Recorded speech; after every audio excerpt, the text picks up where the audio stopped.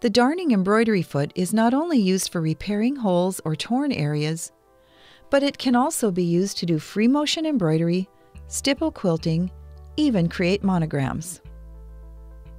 It takes a little bit of practice, but soon you'll see that this is one of the most versatile sewing accessories in your sewing room. The darning foot has a small circular opening through which the needle passes while sewing. The arm rests on the needle clamp, which moves up and down as you sew. To attach the darning embroidery foot, first remove the presser foot and presser foot holder.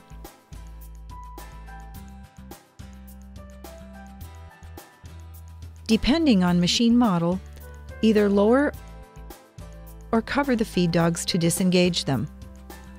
Turn the hand wheel toward you to raise the needle to its highest position, then slowly lower the needle until it is about halfway down. This will make it easier to attach the foot. Be sure the arm at the top of the attachment is resting above the needle clamp. Secure the foot in place on the presser bar using a screwdriver so it doesn't work itself loose while stitching. To prepare for sewing with the darning embroidery foot, first thread the top of the machine and bobbin. With the machine set for straight stitch, lower the presser foot and hold the needle thread as you turn the hand wheel toward you, drawing up the bobbin thread toward the top side of the fabric.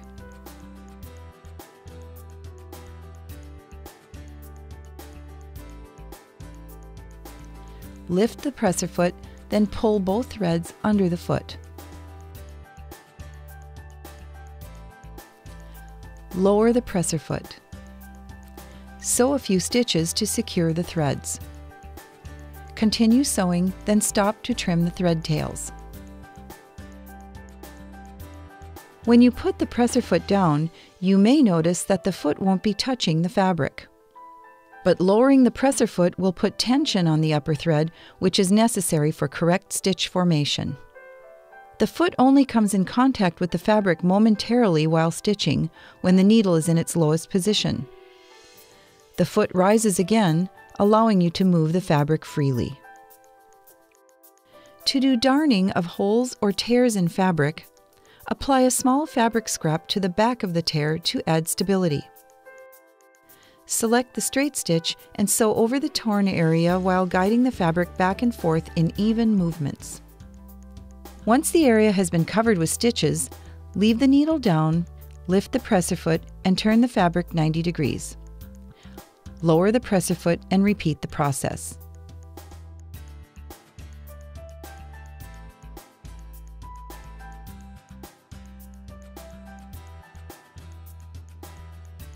To do free motion embroidery, sometimes called thread painting, you can use either a zigzag or a straight stitch.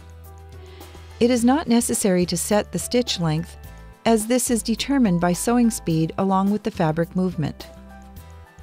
Use a removable fabric marking tool to draw the design on the fabric surface. Apply stabilizer to the back of the fabric following the manufacturer's recommendations. Draw up the bobbin thread, then hold the bobbin and needle thread firmly as you begin to sew.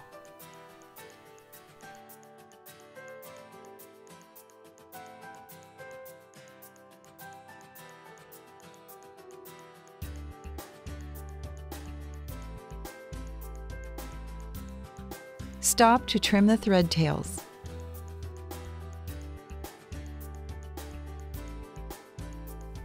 Sew at a fast speed while guiding the fabric at a moderate pace as you fill in the design area on the fabric's surface. For monogramming, set the machine for a zigzag stitch. Place the fabric in a hoop, which will make it easier for handling the fabric as you sew.